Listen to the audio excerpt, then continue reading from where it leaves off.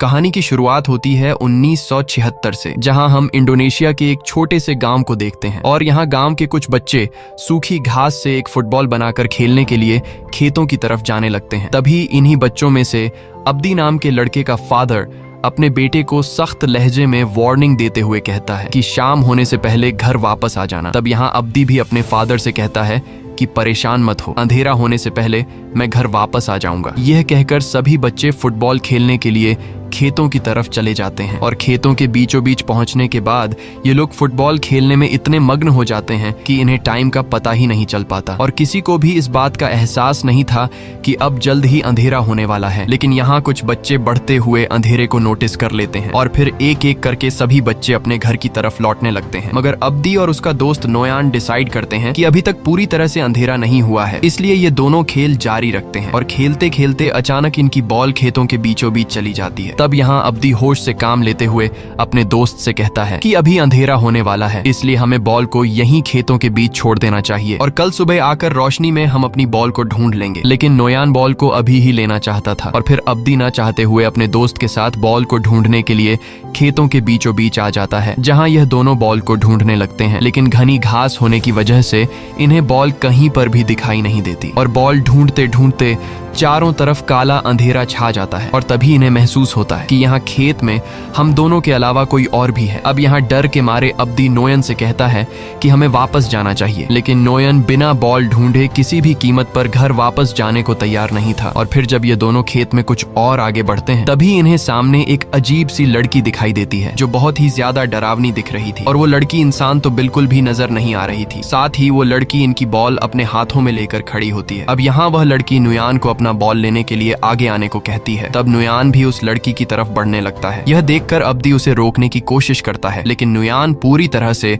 उस लड़की के वश में आकर उसके पीछे चलता रहता है। और फिर जब अब्दी अपने दोस्त को वापस घर ले जाने के लिए उसके पीछे आता है तो वह सामने कुछ ऐसा देखता है जिससे अब्दी पूरी तरह से हिल जाता है, क्योंकि सामने वह लड़की एक बड़ा सा पत्थर उठाकर नुयान के सिर पर कई वार करती है, जिससे नुयान वहीं पर मारा जाता है। अब यह सब देखकर अब्दी खुद को बचाने के लिए दौड़कर गांव पहुंचता है और चिल्लाकर सभी गांव वालों को इकट्ठा कर देता है, जहां वह गांव वालों को सारी बात बता देता है कि खेतों में एक अजीब सी लड़की घूम रही है जिसने नुयान को मार दिया है। और फिर सभी गांव वाले मिलकर खेतों की तरफ आते हैं, लेकिन इन्हें न तो नुयान दिखता है और न ही वह अजीब सी लड़की। पर कुछ दूर आगे जाने के बाद इन्हें नदी के किनारे पर नुयान की डेड बॉडी मिलती है। ये डरावना नजारा देखकर सभी लोग बहुत ज्यादा घबरा जाते हैं। अब इन लोगों ने नुयान की डेड बॉडी तो देख ली होती है, लेकिन इन्हें नुयान को मारने वाली वो अजीब सी लड़की कहीं पर भी दिखाई नहीं देती। इसलिए अगले दिन नुयान का फादर अब्दी के फादर के पास आता है और अब्दी को बुरा भला कहने लगता है, क्योंकि नुयान के फादर को लग रहा था कि अब्दी ने ही मेरे बेटे को मारा है। और अब अब्दी खुद को बचाने के लिए झूठी मूठी कहानी बना रहा है कि नुयान को एक अजीब सी लड़की ने मारा है। अब यहाँ नुयान और अब्दी के फादर के बीच बहस बढ़ने लगती है और तभी इनके बीच मास्टर शिंगाय आ जाते हैं और शिंगाय नुयान के फादर और अब्दी के फादर की पूरी बात सुनने के बाद शिंगाय नुयान के फादर से कहता है कि अब्दी झूठ नहीं बोल रहा,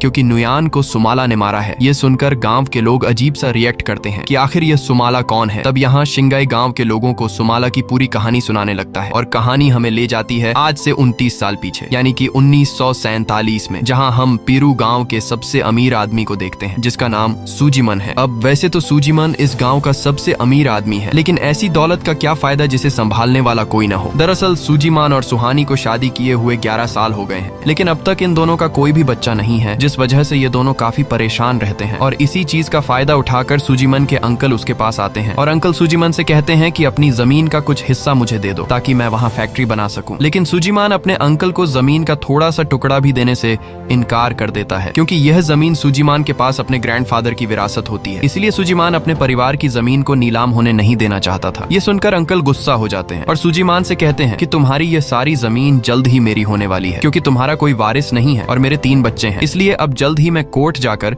तुमसे तुम्हारी ये जमीन छीन लूंगा। और तभी वहाँ पर सूजीमान की वाइफ सोहानी आती है, जिसे देखकर अंकल सूजीमान की इंसल्ट करते हुए कहता है कि अगर मेरे पास तुम्हारी वाइफ की तरह खूबसूरत वाइफ होती तो अब तक मैं 8 बच्चे पैदा कर चुका होता। और यह बात सोहानी भी सुन लेती है और वह समझ जाती है कि अब मुझे हर हाल में बच्चा पैदा करना होगा, नहीं तो अंकल हमसे हमारी सारी जमीन छीन लेगा। वहीं सुजीमान अपने इंसल्ट की वजह से काफी गुस्सा होता है और वह सीधा अपनी वाइफ के पास आकर उससे साफ साफ कहता है कि अगर तुम 1 साल के अंदर मुझे बच्चा नहीं दे पाई तो मैं दूसरी शादी कर लूंगा, क्योंकि मैं अपने ग्रैंडफादर की जमीन को किसी और के हाथों जाने नहीं दूंगा। ये सुनकर सुहानी काफी उदास हो जाती है और वह रोती हुई घर के बाहर आकर बैठ जाती है। यहाँ सुहानी को कुछ समझ नहीं आ रहा होता कि आखिर वह 1 साल में बच्चा कैसे पैदा करेगी, और तभी उसे कमरे के अंदर 2 वर्कर्स की बातें सुनाई देती हैं, जिसमें से एक वर्कर कह रहा था कि मेरी वाइफ को बच्चा न होने की प्रॉब्लम थी, लेकिन फिर मेरी वाइफ एक जादूगरनी के पास गई जिसकी मदद से मेरा बच्चा पैदा हो गया। ये सुनकर सुहानी भी उस जादूगरनी के पास जाने का फैसला कर लेती है और अगले ही दिन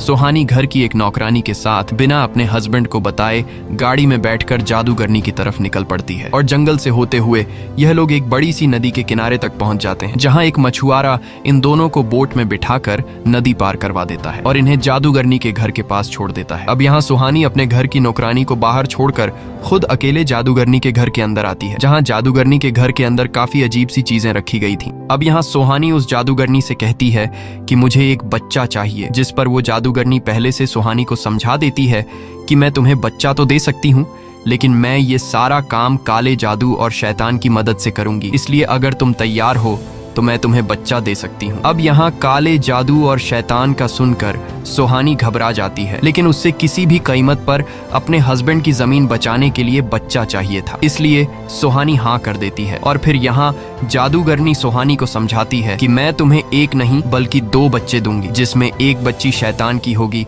और दूसरी तुम्हारी। अब जो तुम्हारी बच्ची होगी वो बहुत ही ज्यादा खूबसूरत और मासूम होगी, लेकिन जो शैतान की बेटी होगी वो हद से ज्यादा बदसूरत और खतरनाक होगी। और शर्त ये है कि तुम इन दोनों बच्चियों को 10 साल तक एक बराबर प्यार करोगी। ये ना हो कि तुम अपनी बेटी के साथ अच्छा बर्ताव करो और शैतान की बेटी के साथ गलत बर्ताव करो। अगर तुमने ऐसा किया तो शैतान गुस्सा हो जाएगा और वो तुम्हारे पूरे परिवार को बर्बाद कर देगा। अब यहाँ सुहानी शैतान के साथ सौदा कर लेती है और फिर वो जादूगरनी एक खौफनाक रिचुअल शुरू करती है, जहाँ वो किसी के खून में अजीब अजीब चीजें मिलाती है और फिर वो एक लिक्विड सुहानी को पिलाती है। साथ ही जादूगरनी मंत्र भी बोल रही होती है और फिर देखते ही देखते अचानक सुहानी को कुछ होने लगता है और उसकी बॉडी जकड़ने लगती है। यहाँ सुहानी को बहुत ही तकलीफ हो रही थी और फिर सुहानी की बॉडी अजीब तरह से उलटी होकर हाथ और पैरों पर खड़ी हो जाती है। अब कुछ ही देर बाद हम देखते हैं कि सुहानी का पेट फूलने लगा है, जैसे वो प्रेग्नेंट हो गई हो। और यहाँ जादूगरनी का रिचुअल भी पूरा हो जाता है और रिचुअल पूरा होने के बाद जादूगरनी सुहानी से कहती है कि 2 महीनों के अंदर तुम्हें खुशखबरी मिल जाएगी। और अब सुहानी के जाने से पहले जादूगरनी एक बार फिर से सुहानी को शैतान के साथ किया हुआ सौदा याद दिलाती है और इस तरह से 2 महीने बीत जाते हैं और एक दिन अचानक सुहानी को पेट में शदीद दर्द होने लगता है। ये देखकर सुजीमान सुहानी के लिए घर पर एक डॉक्टर बुलाता है और जब वो डॉक्टर सुहानी का चेकअप करती है तो उसे पता चलता है कि सुहानी प्रेग्नेंट है और इसके पेट में एक नहीं बल्कि 2 बच्चियां हैं। ये खबर सुनकर सुजीमान का खुशी के मारे ठिकाना नहीं रहता, क्योंकि वो अपने बच्चे के लिए पिछले 11 सालों से इंतजार कर रहा था। और यहाँ सुजीमान अपने नौकर को बुलाकर उससे कहता है कि जाओ और पूरे गांव में ये बात फैला दो कि सुजीमान की वाइफ प्रेग्नेंट है और उसके घर 2 बच्चियां पैदा होने वाली हैं। अब यहाँ सुजीमान काफी ज्यादा खुश होता है और फिर ये दोनों मिलकर अपनी बच्चियों के नाम भी तय कर लेते हैं, सोमाला और कोमाला। अगले दिन सुजीमान पूरे गांव वालों को खाने पर बुलाता है और अपने आने वाले बच्चों की पहले से सेरेमनी करवाता है। अब इस तरह से दिन गुजरते हैं और फिर फाइनली सुहानी की डिलीवरी का दिन आ जाता है। अब जैसे ही घड़ी में रात के 12 बजते हैं तो अचानक आसमानी बिजली चमकने लगती है और तभी सुहानी को सामने के सोफे पर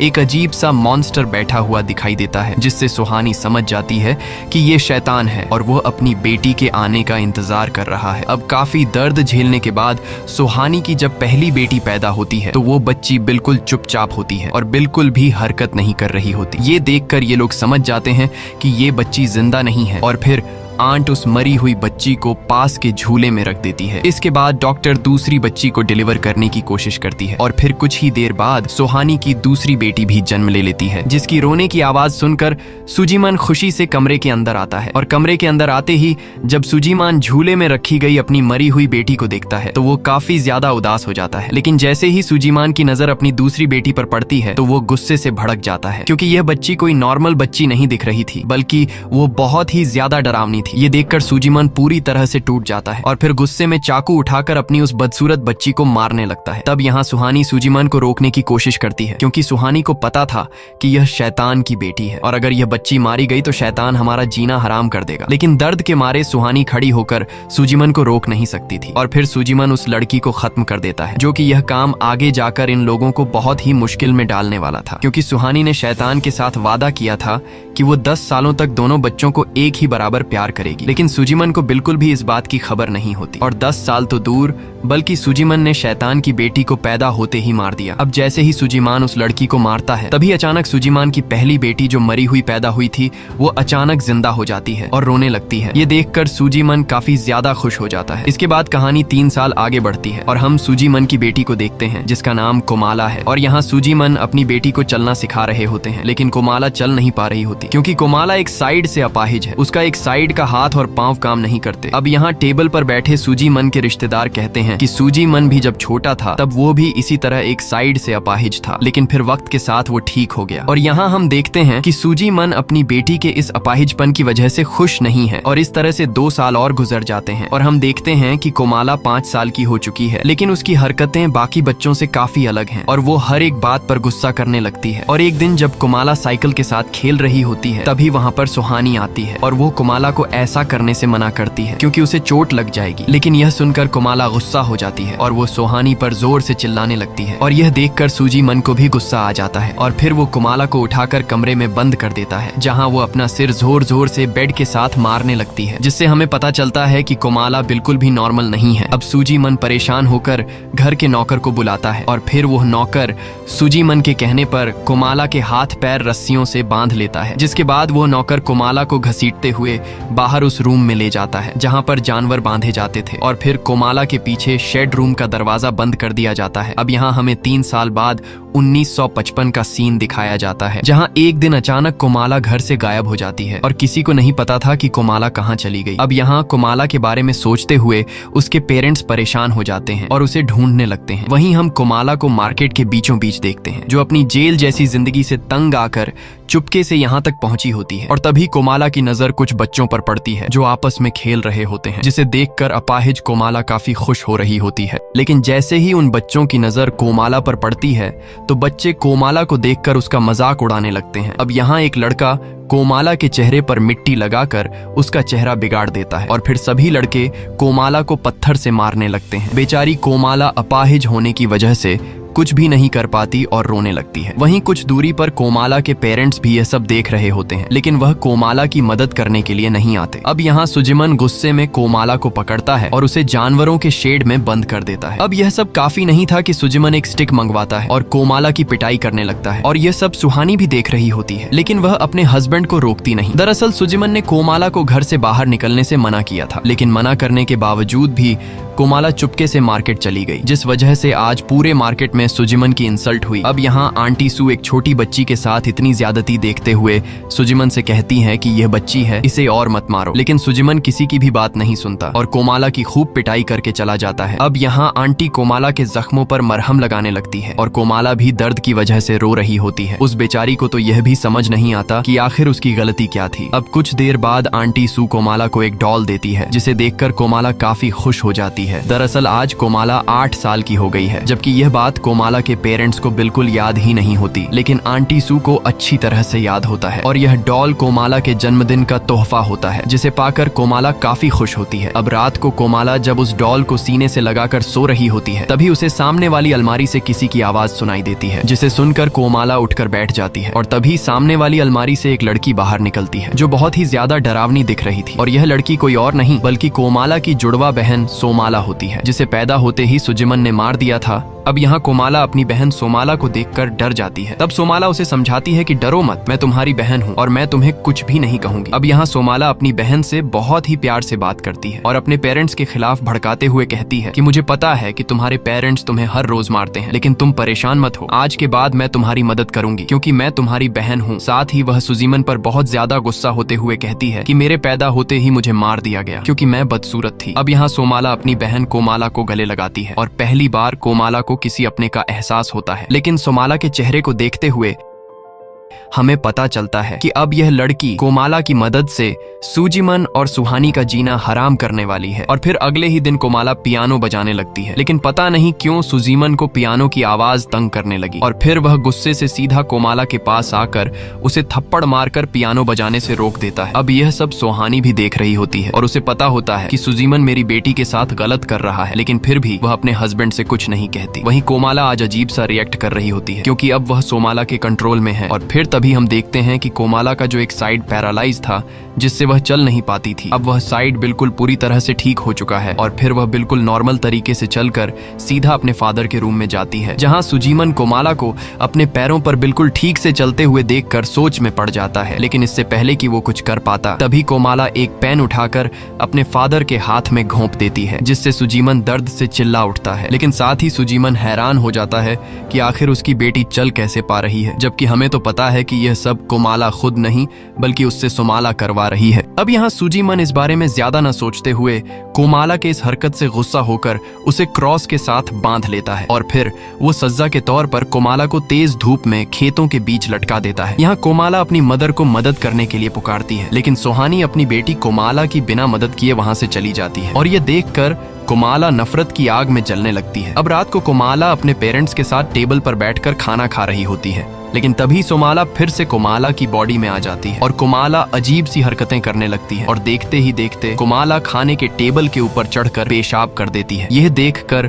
सुजीमन का दिमाग खराब हो जाता है और वो घर के नौकर को कोमाला को जानवरों के शेड में बंद करने का ऑर्डर देता है, लेकिन तभी कोमाला नौकर पर हमला कर देती है और इसी दौरान सुहानी की नजर सामने के शीशे पर पड़ती है, जहाँ वो साफ देख सकती थी कि यह सब कोमाला खुद नहीं बल्कि उससे शैतान की बेटी सोमाला करवा रही है। और यह देखकर सुहानी बहुत ज्यादा घबरा जाती है और फिर कोमाला तेजी से घर से बाहर भाग जाती है। तब आंटी और सुहानी भी उसका पीछा करने लगती हैं और जब यह दोनों मुर्गियों के पिंजरे के पास पहुंचते हैं तो वहां का नजारा देखकर इनकी आंखें खुली की खुली रह जाती हैं, क्योंकि सामने कोमाला कच्ची मुर्गी को खा रही थी। अगले दिन जब कोमाला को होश आया तो आंटी उससे बड़े ही प्यार से पूछती है कि कल रात को तुमने वो सब क्यों किया, जिस पर कोमाला उसे पूरा सच बता देती है कि यह सब मुझसे सोमाला की आत्मा करवा रही है। और ये सारी बातें दरवाजे के पास खड़ी सुहानी भी चुप कर सुन लेती है। अब यहाँ सुहानी को अपनी गलती का एहसास होता है, क्योंकि जो डील सुहानी ने शैतान के साथ किया था वो डील उसने तोड़ दी है, जिसका बदला अब शैतान इनसे ले रहा है। और यह सब समझ आते ही सुहानी डिसाइड कर लेती है कि वो फिर से उस जादूगरनी के पास जाएगी जिसने उसे यह दोनों बेटियां शैतानी मदद से दी थी। और जब सुहानी उस जादूगरनी की तरफ जा रही होती है तब यहाँ आंटी उसे जाते हुए देख लेती है। अब यहाँ आंटी अपने बेटे शिंगाई से कहती है कि तुम कोमाला का ख्याल रखो, मैं जल्द ही वापस आ रही हूँ। और फिर आंटी सुहानी का पीछा करने लगती है। वहीं सुहानी नदी के किनारे पर पहुंच जाती है, जहाँ वो नाव के मालिक से कहती है कि मुझे जादूगरनी के पास जाना है। लेकिन यहाँ वो नाव का मालिक सुहानी को एक बुरी खबर सुनाते हुए कहता है कि उस जादूगरनी की तो 1 साल पहले ही मौत हो गई है। ये सुनकर सुहानी बहुत ज्यादा मायूस हो जाती है, क्योंकि अब उस जादूगरनी के अलावा सुहानी की कोई भी मदद नहीं कर सकता था। तभी वहाँ पर आंटी भी पहुँच जाती है और यहाँ सुहानी आंटी को पूरी सच्चाई बता देती है कि कैसे मैंने शैतान के साथ सौदा करके अपनी बेटियों को हासिल किया। और ये सब सुनकर आंटी भी हैरान रह जाती है। वहीं अब कोमाला के साथ और भी बुरा सलूक किया जाने लगता है और घर का नौकर कोमाला को पकड़कर शेड रूम में ले जाकर रस्सियों से बांध लेता है और फिर उसके पीछे शेड रूम का दरवाजा जंजीर से बंद कर देता है। वहीं आंटी सुजीमन से अपनी बेटी के साथ इतना जुल्म न करने की रिक्वेस्ट करती है, लेकिन सुजीमन कहता है कि जब तक कोमाला जंगलियों की हरकतें छोड़कर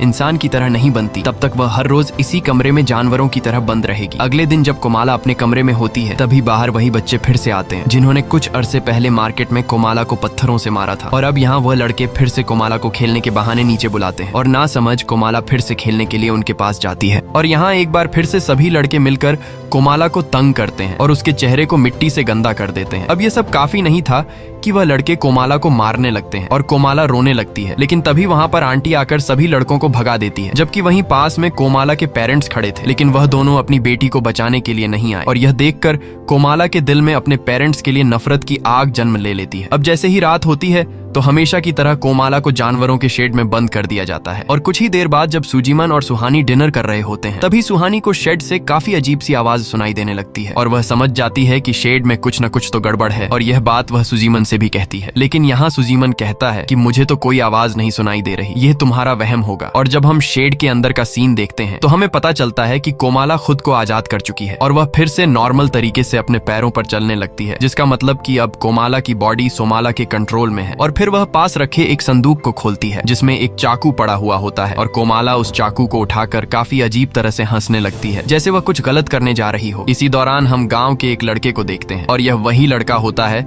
जिसने कल रात कोमाला को अपने दोस्तों के साथ मिलकर मारा था। और यहाँ ये लड़का गांव के कुएं से पानी निकालने लगता है, लेकिन तभी झाड़ियों के पीछे से किसी के चलने की आवाज आती है, जिसे सुनकर डर के मारे यह लड़का तुरंत पीछे की तरफ मुड़कर देखता है, जहाँ कोई और नहीं बल्कि कोमाला होती है। और कोमाला को देखकर इस लड़के का डर दूर हो जाता है, क्योंकि इसे लगा कि यह अपाहिज लड़की मेरा क्या बिगाड़ लेगी। लेकिन तभी कोमाला के पीछे सोमाला बाहर निकलती है, जिसे देखकर उस लड़के की आंखें खुली की खुली रह जाती हैं। और फिर वह लड़का भागने की कोशिश करता है, लेकिन तभी कोमाला उसे पकड़ लेती है और चाकू से उस लड़के पर वार करके उसे बेरहमी से मार डालती है। और फिर कोमाला उस लड़के को उसी कुएं में फेंक देती है। अगले सीन में हम गाँव के 2 और लड़कों को जाते हुए देखते हैं और यह 2 लड़के भी कोमाला को मारने में शामिल थे। अब यहाँ इन्हें बिल्कुल भी इस बात का अंदाजा नहीं था कि कोई इन पर नजर रख रहा है। और जैसे ही यह 2 लड़के एक बड़े से पेड़ के करीब पहुंचते हैं, तभी ऊपर पेड़ से कोमाला एक बड़ा पत्थर सीधा घुंघराले बालों वाले लड़के के सर पर मारती है, जिससे वह लड़का वहीं पर ढेर हो जाता है। यह देखकर वह दूसरा लड़का इससे पहले कि कुछ समझ पाता, तभी ऊपर पेड़ से कोमाला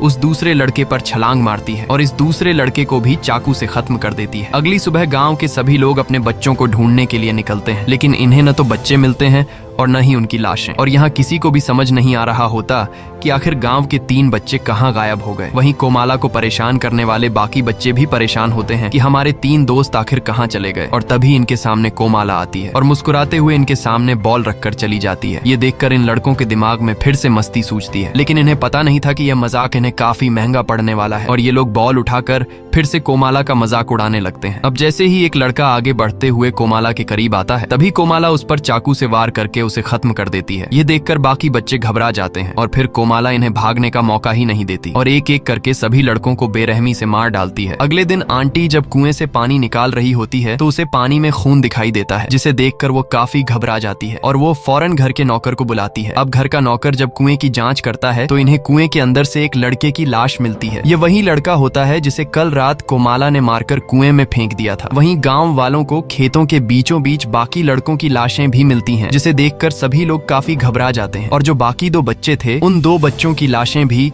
गांव वालों को जंगल में पेड़ के पत्तों से ढकी हुई मिलती हैं। यह देखकर सभी लोग सोच में पड़ जाते हैं कि आखिर यह सब किसने किया। और तभी इन लोगों को इन 2 लड़कों की डेड बॉडी के पास कोमाला की डॉल मिलती है, जिसे देखकर ये सभी लोग समझ जाते हैं कि यह सारा काम कोमाला का है। जिसके बाद गांव के सभी लोग सीधा सुजीमन के घर पर जाते हैं और सुजीमन को कोमाला की डॉल दिखाते हुए कहते हैं कि तुम्हारी बेटी ने हमारे बच्चों को मारा है। जिस पर सुजीमन गांव वालों से कहता है कि तुम सब जानते हो कि मेरी बेटी अपाहिज है और एक अपाहिज लड़की इतने सारे लड़कों को कैसे मार सकती है। लेकिन गांव वाले सुजीमन की बात नहीं मानते और कहते हैं कि तुम्हारी बेटी ने ही हमारे बच्चों को मारा है। तब सुजीमन गांव वालों से कहता है कि तुम लोगों के पास इस बात का क्या सबूत है कि मेरी बेटी ने तुम्हारे बच्चों को मारा है। अब गांव वालों के पास इस बात का कोई पक्का सबूत नहीं था और फिर ये सभी लोग वहां से चले जाते हैं। लेकिन यहाँ सुजीमान को भी अपनी बेटी पर शक होने लगता है, क्योंकि कोमाला की हरकतें इंसानों वाली बिल्कुल भी नहीं थी। इसलिए वह सीधा अपनी वाइफ के साथ जानवरों के शेड रूम में जाता है और फिर कुछ देर की जांच के बाद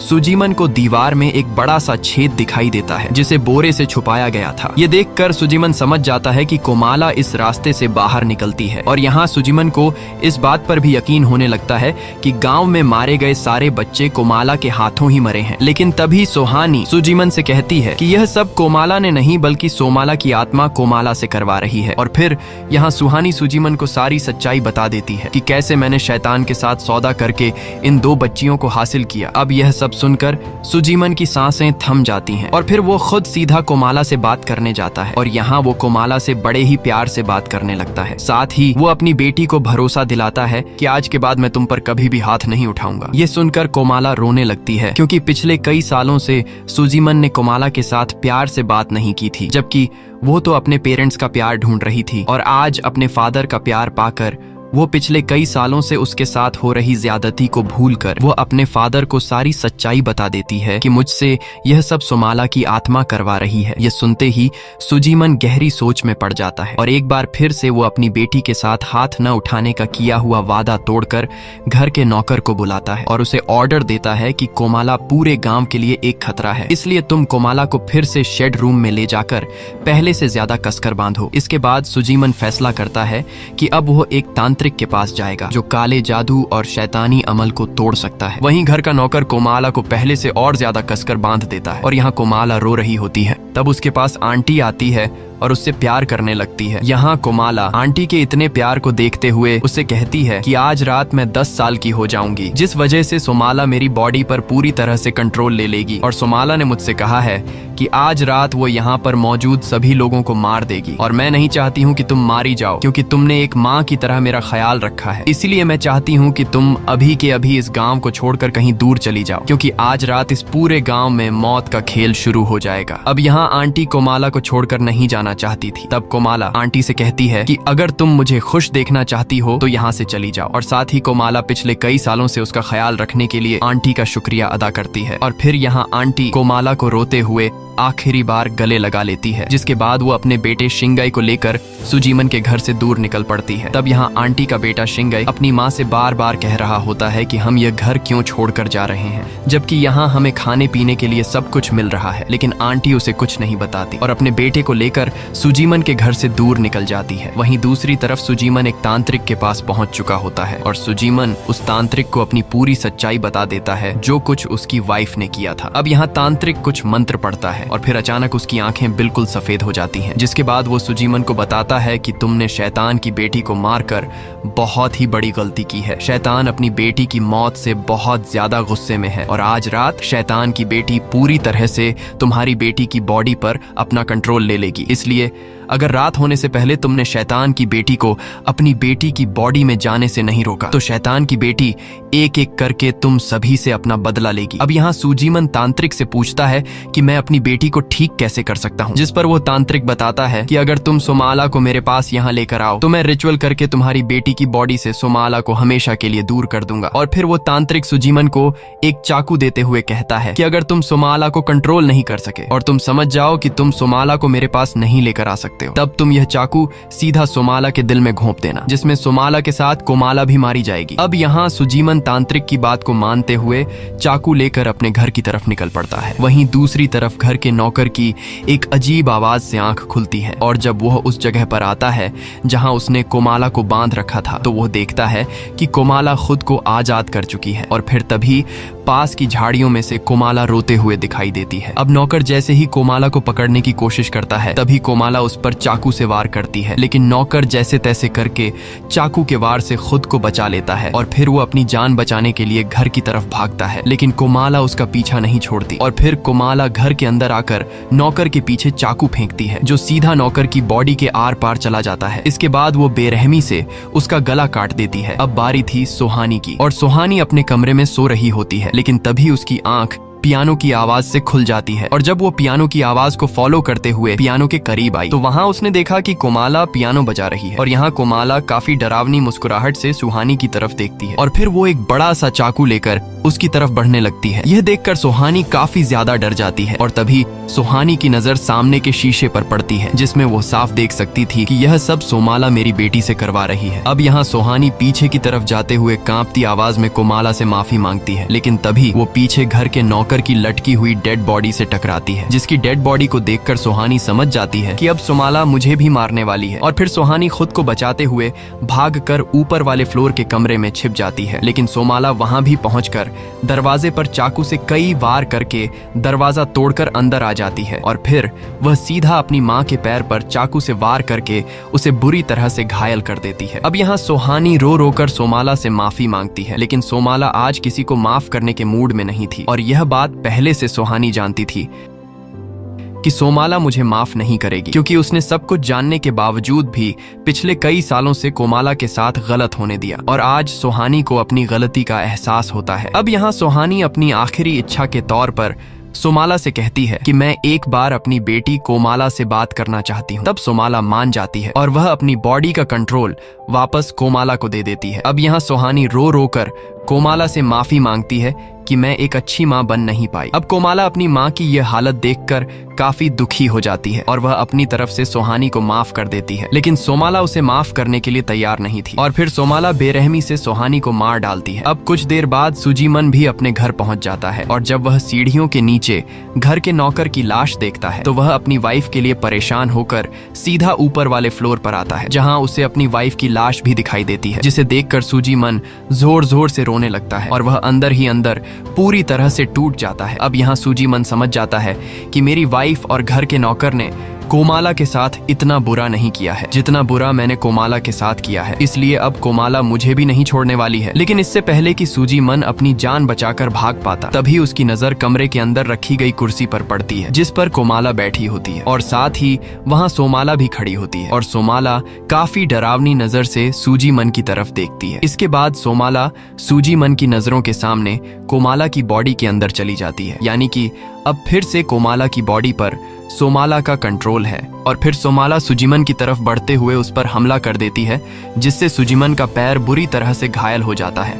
लेकिन सुजीमन किसी तरह करके खुद को बचाकर घर से बाहर निकल आता है और लंगड़ाते हुए चलकर गांव के बीचों बीच खतरे की घंटी को बजा देता है, जिसकी आवाज सुनते ही सभी गांव वाले सुजीमन के पास पहुंच जाते हैं। यहाँ सुजीमन गांव वालों को बताता है कि मेरी वाइफ और मेरे घर का नौकर मारा गया है। ये सुनकर सभी गांव वाले सुजीमन के घर पहुंचते हैं, जहां गांव वाले अपनी आंखों से देख पाते हैं कि किसी ने सुजीमन की वाइफ और उसके नौकर को मार दिया है। अब यहाँ सुजीमन गांव वालों को बता देता है कि मेरी वाइफ और घर के नौकर को कोमाला ने मारा है, लेकिन यह काम कोमाला ने खुद नहीं किया है, बल्कि उसमें शैतान की बेटी की आत्मा है जो उससे ये सब करवा रही है। इसीलिए हमें कोमाला को पकड़कर तांत्रिक के पास लेकर जाना होगा, ताकि तांत्रिक कोमाला से शैतान की बेटी का साया दूर कर दे। लेकिन यह सब सुनकर गांव वाले गुस्सा हो जाते हैं, क्योंकि अब इन लोगों को इस बात पर यकीन हो चुका था कि कुछ दिन पहले गांव के जो लड़के मारे गए थे उन सभी को कोमाला ने मारा है। इसीलिए गांव वाले कोमाला को मारने के इरादे से निकल पड़ते हैं। अब यहाँ सुजीमन गांव वालों को रोकने की कोशिश करता है, लेकिन गांव वाले किसी की भी बात नहीं सुनते। तब यहाँ सुजीमन भी तांत्रिक का चाकू और रस्सी उठाकर अपनी बेटी कोमाला को बचाने के लिए निकल पड़ता है, क्योंकि सुजीमन को पता था कि असली कसूरवार कोमाला नहीं बल्कि सोमाला की आत्मा है। और तभी कुछ दूरी पर उसे सोमाला दिखाई देती है, लेकिन अगले ही पल वह खेतों की तरफ भाग जाती है।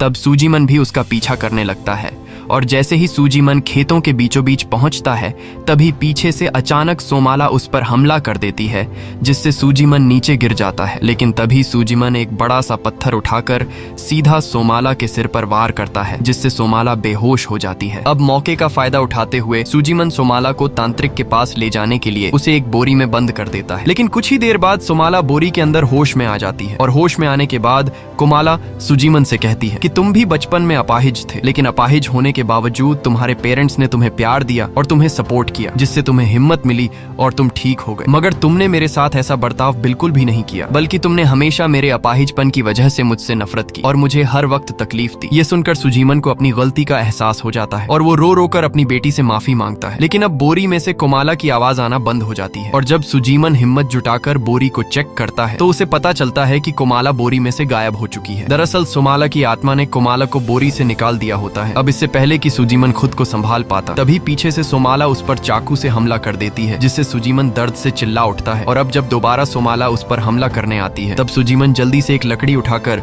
सीधा सोमाला के सिर पर दे मारता है, जिससे सोमाला बेहोश हो जाती है। और अब सुजीमन इस मौके को जाया होने नहीं देना चाहता था और वह समझ जाता है कि मैं कभी भी सोमाला को तांत्रिक के पास नहीं लेकर जा सकता हूँ। इसलिए वो जल्दी से तांत्रिक का दिया हुआ चाकू उठाकर सीधा सोमाला के दिल में घोंप देता है, जिससे सोमाला की मौत हो जाती है और सुजीमन अपनी बेटी को खोकर काफी उदास हो जाता है। लेकिन तभी कहानी में एक बड़ा ट्विस्ट आता है और हम देखते हैं कि सोमाला अभी मरी नहीं है। अब यहाँ सोमाला बैठकर सुजीमन को बताती है कि कोमाला की बॉडी में जाने के बाद मेरी बॉडी में बदलाव हो चुके हैं और मेरा दिल दाईं साइड से बाईं साइड पर चला गया है, इसलिए तांत्रिक का दिया हुआ चाकू सोमाला के दिल में लगा ही नहीं था, जिससे सोमाला जिंदा बच गई। और फिर यहाँ सोमाला बड़ी बेरहमी से सुजीमन पर चाकू से वार करती है और आखिर में वो 2 लकड़ियों के टुकड़े उठाकर सीधा सुजीमन की आंखों में घोंप देती है, जिससे सुजीमन की दर्दनाक मौत हो जाती है। अगली सुबह गांव वालों को खेतों में सुजीमन की लाश मिलती है और सुजीमन की बॉडी को इस तरह से लटकाया गया था जिस तरह वो कभी कोमाला की बॉडी को लटकाया करता था, यानी कि अब सोमाला का बदला पूरा हो चुका है। अब यहाँ कहानी फिर से प्रेजेंट में आती है, जहाँ मास्टर शिंगई अपनी कहानी पूरी कर देते हैं और यहाँ शिंगई गांव के सभी लोगों को बताता है कि उस दिन से ये माना जाता है कि सोमाला यानी कि शैतान की बेटी अभी भी इस गांव में भटक रही है। इसलिए आज से गांव वाले यह रूल रख देते हैं कि कोई भी बच्चा रात के वक्त घर से बाहर नहीं जाएगा। और यहाँ हम मास्टर शिंगाई की आंख को देखते हुए हमें पता चलता है कि मास्टर शिंगाई कोई और नहीं बल्कि आंटी का बेटा है, जो उस रात अपनी माँ के साथ गांव छोड़कर चला गया था। अब प्रेजेंट में सच्चाई जानने के बाद गांव के सभी लोग अपने घरों के बाहर सोमाला के लिए खाना रख देते हैं। लेकिन नोयान का फादर सच्चाई जानने के बावजूद भी सोमाला के लिए खाना नहीं रखता, क्योंकि अब भी उसे लग रहा था कि सोमाला की कहानी झूठी है और मेरे बेटे नोयान को अब्दी ने मारा है। और रात को जब बिना डरे नोयान का फादर घर से बाहर आता है तो वह सामने के एक बड़े पेड़ के पास कुछ ऐसा देखता है जिससे वह पूरी तरह से हिल जाता है, क्योंकि सामने सोमाला होती है जो किसी को खा रही होती है। इसी के साथ ये कहानी खत्म हो जाती है। अगर आपको ये वीडियो अच्छी लगी हो तो हमारे चैनल को सब्सक्राइब और वीडियो को लाइक जरूर कीजिएगा।